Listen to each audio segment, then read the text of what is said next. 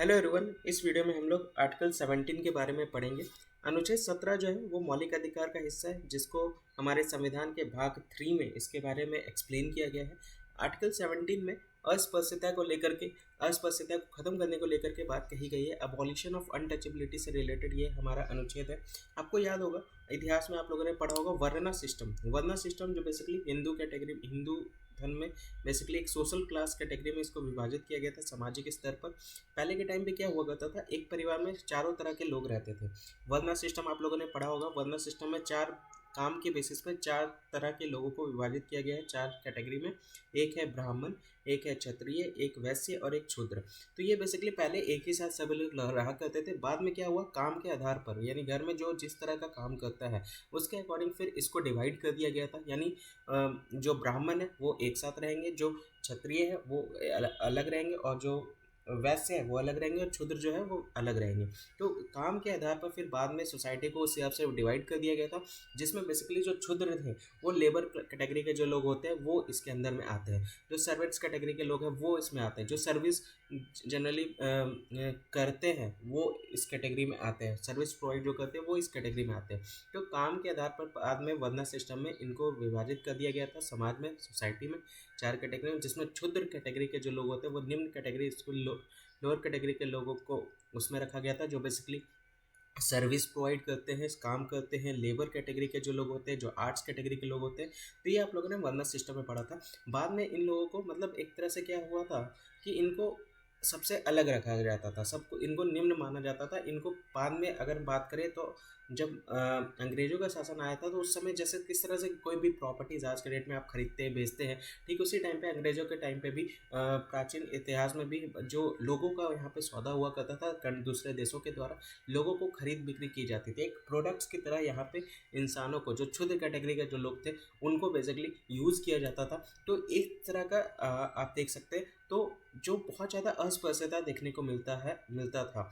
तो यही चीज़ को लेकर के यहाँ पे आर्टिकल 17 में एक्सप्लेन किया गया है, अनटचेबिलिटी को लेकर के, ख़त्म करने को लेकर के। कहीं कहीं हमारे संविधान के जो निर्माता है बी आर अम्बेडकर जी के द्वारा वो चीज़ें फेस की गई थी। तो जब हमारा भारत आज़ाद नहीं हुआ था तो ऑब्वियस सी बात है इस तरह की चीज़ें, बहुत सारी चीज़ें हमारे साथ हुआ करती थी। लेकिन जब भारत आज़ाद हो गया, हमारा संविधान जब बन गया, तो बी आर अम्बेडकर जी के साथ जो चीज़ें उन्होंने झेली थी अंग्रेजों के टाइम पर, उस चीज़ को वो बहुत भली भांति समझते थे। और उस तरह की चीज़ें बाद में भारत के आज़ाद होने के बाद चीज़ें वैसी रिपीट ना हो, इसलिए उन्होंने अनटचेबिलिटी को भी हमारे संविधान में इन्होंने डाला है। क्यों? क्योंकि इस तरह की चीज़ें आज़ाद भारत में ना देखने को मिले। अस्पृश्यता को समाप्त करने को लेकर के आर्टिकल 17 में, और ये एक मौलिक अधिकार के अंदर इसको डाला गया। देखिए, मौलिक अधिकार में ही सबसे ज़्यादा समय लगा था हमारे संविधान को कंप्लीट करने में। संविधान में बहुत सारी चीज़ें बहुत कम समय में बन गई थी, उसमें सारी चीज़ें लिखा गया था, लेकिन फंडामेंटल राइट्स में सबसे ज़्यादा समय लगा था। चलिए पहले मुझे बताइएगा कि संविधान को कंप्लीट होने में टोटल कितना समय लगा। इस तरह के क्वेश्चन एग्जाम में पूछे जाते हैं, तो वो मुझे कमेंट सेक्शन में ज़रूर बताइएगा। तो अनटचेबिलिटी वाला जो पार्ट है, इसको आर्टिकल 17 यानी मौलिक अधिकार के अंतर्गत इसको रखा गया है, ताकि अस्पृश्यता को पूरी तरह से समाप्त कर दिया जाए आज़ाद भारत में। और इस तरह की चीज़ें जो अंग्रेजों के टाइम पर हुआ करती थी, वो आज़ाद भारत में, इंडिपेंडेंट इंडिया में इस तरह की चीज़ें कभी भी किसी के साथ प्रैक्टिस ना की जा सके। इसको मौलिक अधिकार के अंतर्गत आर्टिकल 17 में इसको रखा गया है। देखिए, हमारे संविधान में बहुत सारे कानून ऐसे होते हैं जो बहुत आसानी से इन्फोर्स हो जाते हैं, बहुत आसानी से लागू हो जाते हैं। लेकिन बहुत सारे कानून ऐसे होते हैं जिसको कानून को पास करवाना पड़ता है संसद से। बहुत टाइम लग जाता है इन्फोर्स करने में, उसको उसके लिए थोड़ी सी मेहनत लगती है। तो इस चीज़ों को, अनटचेबिलिटी को यहाँ पे इन्फोर्स कराने में पार्लियामेंट से थोड़ा टाइम लग गया था। सबसे पहले इसको 1955 में लाया गया था, अनटचेबिलिटी एक्ट को 1955 में लाया गया था इसको पास करा करके। लेकिन समय के साथ साथ बहुत सारी चीज़ें हमारे संविधान में चेंज होते रहती है, इसीलिए हमारे संविधान को लाइव डॉक्यूमेंट भी कहा जाता है, ताकि समय के अनुसार जो भी इसमें परिवर्तन देखने को मिलते हैं समाज में, उसके अकॉर्डिंग हम इसको चेंज कर सकें। तो बाद में 1976 में इसको फिर चेंज कर दिया गया, अमेंड कर दिया गया, संशोधन कर दिया गया, और इसका नाम बदल करके protection of civil rights act का नाम रख दिया गया।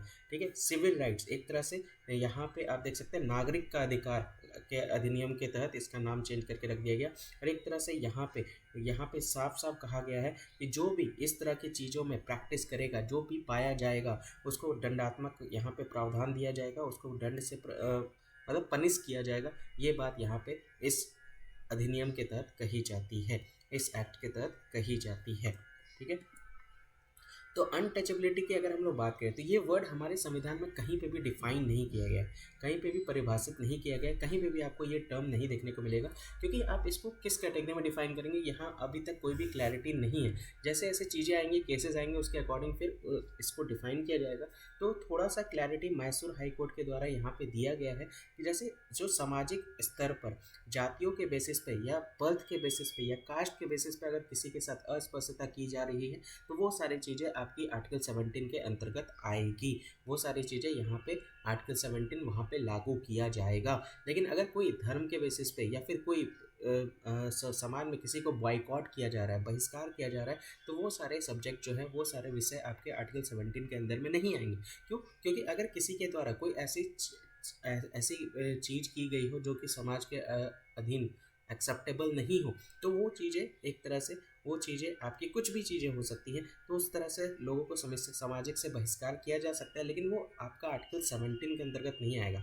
अगर कोई इंडिविजुअल के द्वारा किसी धर्म को लेकर के कुछ अपमानित किया गया हो या फिर किसी चीज़ को लेकर के कुछ ऐसी चीज़ की गई हो जो अपमानजनित हो, तो वो सारी कैटेगरी आपके इस आर्टिकल 17 में नहीं आएंगे। लेकिन कास्ट के बेसिस पर अगर अस्पृश्यता की जा रही है या फिर बर्थ के बेसिस पर अस्पृश्यता की जा रही है, तो वो सारे आपके आर्टिकल 17 के अंदर में आएंगे। ये सारी बात मैसूर हाई कोर्ट के द्वारा कही जा रही है। एक क्लैरिटी, थोड़ी बहुत क्लैरिटी यहाँ पे हाई कोर्ट के द्वारा, मैसूर हाई कोर्ट के द्वारा दी गई है, ताकि सामाजिक विकलांगता जो डिसेबिलिटीज़ होती हैं वो सारे इसमें कवर होंगे। इसके साथ साथ जो protection of civil rights act है, ये क्या करता है, देखिए यहाँ पे क्या पनिश किया गया था कि उस टाइम पे जो पनिशमेंट का जो ये था कि उस टाइम पे 6 मंथ का जेल और 500 रुपये या फिर दोनों, क्योंकि आज के डेट में लगभग कुछ भी नहीं है, लेकिन फिर भी अच्छे लेवल पे इसको इम्प्रूवाइज किया गया है। तो यहाँ पे आप देख सकते हैं ये पनिशेबल ऑफेंस है, 6 महीने का जेल और 500 रुपये फाइन या फिर दोनों हो सकता है।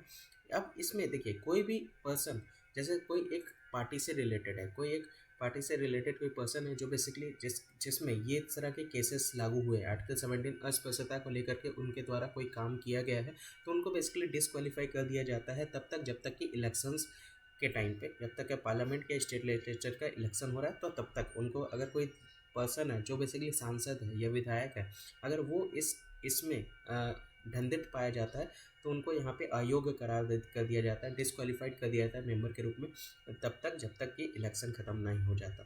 ठीक है, तो ये सारी चीज़ें यहाँ पे आप देख सकते हैं।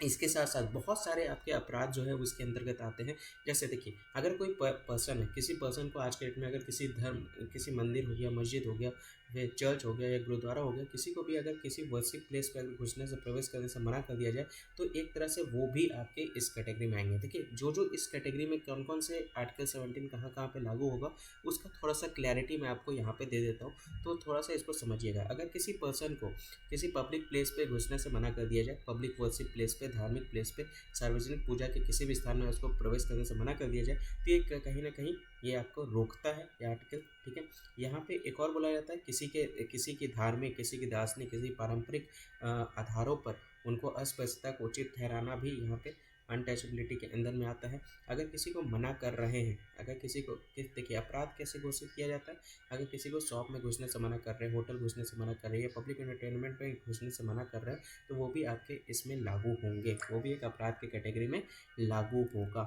इसके साथ साथ अगर किसी पर्सन को इंसल्ट किया जा रहा है उनके कास्ट के बेसिस पे, तो वो भी आपकी अस्पृश्यता के आधार पर उनको यहाँ पे दंड दिया जाएगा, वो आपके इस कैटेगरी में लागू होगा। यहाँ तक कि अगर किसी को मना कर दिया जाए किसी हॉस्पिटल में घुसने से या किसी एजुकेशनल इंस्टीट्यूशन में घुसने से या हॉस्टल में घुसने से, तो वो भी आपके आर्टिकल 17 के अंतर्गत आएंगे। इसके साथ साथ देखिए ये हर तरीके से, चाहे प्रत्यक्ष वे में हो या अप्रत्यक्ष वे में हो, अगर किसी भी तरह से अस्पृश्यता का प्रचार अगर कोई कर रहा है तो वो भी आपका एक तरह से अपराध के रूप में कहलाएगा और वो भी एक आर्टिकल 17 का उल्लंघन के रूप में उनको दंड दिया जाएगा, ये भी आएगा। या फिर किसी आदमी को कोई भी गुड सेल करने से मना करना या कोई भी सर्विस प्रदान करने से मना करना, तो वो भी आपके इस आर्टिकल। तो ये कुछ एग्जांपल्स हैं जिसके बेसिस पे आपको थोड़ा बहुत क्लैरिटी आ रही होगी कि कौन कौन सा चीज़ें हैं जिसके बेसिस पे आर्टिकल 17 कहाँ कहाँ पे लागू हो सकता है। ठीक है, वही सारी बातें यहाँ पे एक्सप्लेन की गई हैं। यहाँ तक कि सुप्रीम कोर्ट ने ये भी बोला है कि अगर कोई आर्टिकल 17 यानी अनुच्छेद 17 के तहत अधिकार निजी व्यक्तियों के खिलाफ उपलब्ध है, यहाँ पे बोला गया है प्राइवेट इंडिविजुअल्स के अगेंस्ट में भी यह आर्टिकल 17 जो है वो लागू होता है। मतलब कोई भी किसी भी राज्य में कोई भी पर्सन के द्वारा अगर कोई भी अनटचेबिलिटी को लेकर के प्रचार कर रहा है या इस तरह के एक्शंस उनके द्वारा किए जा रहे हैं, तो स्टेट जो है पूरी तरह से आर्टिकल 17 का उल्लंघन करते हुए उस आदमी को दंड देगा, तो पूरी तरह से लागू होगा, क्योंकि उन्होंने ये जो राइट्स है प्रोटेक्शन ऑफ सिविल राइट्स का उल्लंघन किया है और उनको दंड दिया जाएगा आर्टिकल 17 के तहत। तो ये सारी बातें हैं। आई होप ये आर्टिकल जो है 17 आपको बहुत अच्छे से समझ में आया होगा कि ये किससे रिलेटेड है और क्यों इसमें क्या क्या दंड दिए जाएंगे और क्या क्या चीज़ें हैं इसके अंदर में, वो बहुत अच्छे से आपको क्लैरिटी हुई होगी। तो वीडियो अगर पसंद है तो वीडियो को लाइक जरूर कर दीजिएगा, कमेंट्स में बताइएगा कि आपको ये समझ में आया कि नहीं आया, कैसा लगा ये वीडियो, और वीडियो को ज़्यादा से ज़्यादा शेयर कर दीजिए। अगर आप नए हैं तो इसको सब्सक्राइब भी करना ना भूलें। मिलते हैं हम लोग अगले वीडियो में न्यू आर्टिकल के साथ। जय हिंद, जय भारत।